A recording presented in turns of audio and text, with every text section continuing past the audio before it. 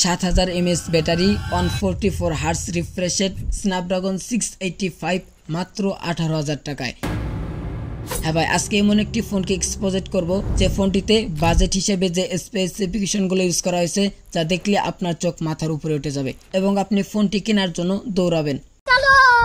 রুকো যারা, সবার করো। জি ভাই, একটু থামুন, পুরো ভিডিওটা দেখে যান, কারণ শুধু ব্যাটারি, রিফ্রেশ রেট এবং প্রসেসর দেখে আপনি একটি ফোন নিতে পারেন না। বাকি স্পেসিফিকেশনগুলো আপনাকে অবশ্যই জানতে হবে, তারপর আপনি সিদ্ধান্ত নেবেন ফোনটি আপনার জন্য পারফেক্ট কিনা।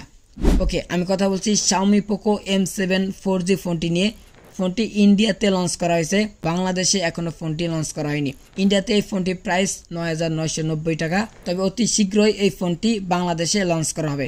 বাংলাদেশে এই ফোনটির প্রাইস হবে 18,000 টাকা। তাই তাড়াহুড়া না করে এই ফোনটি সম্পর্কে ভালোভাবে জেনে তারপর এই ফোনটি নেওয়ার সিদ্ধান্ত নেবেন। ওকে, আমি প্রথমেই বলেছি Xiaomi এই ফোনটিতে প্রসেসর হিসেবে ইউজ করছে স্ন্যাপড্রাগন 685, যা একটি 6nm এর প্রসেসর, যার আন্তর্জাতিক স্কোর 3,40,000 প্লাস, এবং এটি একটি অক্টাকোর প্রসেসর।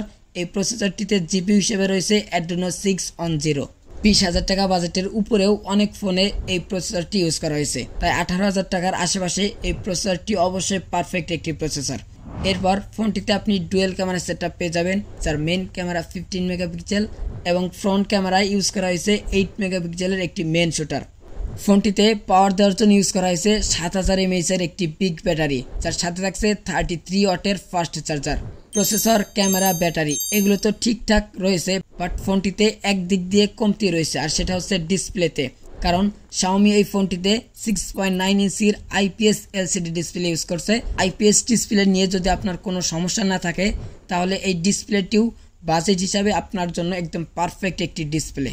কারণ এই ডিসপ্লেটিতে ফুল HD প্লাস সাপোর্ট রয়েছে, যার রিফ্রেশ রেট হচ্ছে 144 হার্টজ, 850 নিটস পিক ব্রাইটনেস রয়েছে ডিসপ্লেটিতে, এবং ডিসপ্লেটির পিক্সেল ডেনসিটি 374 ppi। তাই IPS নিয়ে কোনো সমস্যা না থাকলে বাজেট হিসাবে এই ডিসপ্লেটিও আপনার জন্য পারফেক্ট একটি ডিসপ্লে। আশা করি বুঝতে পারছেন।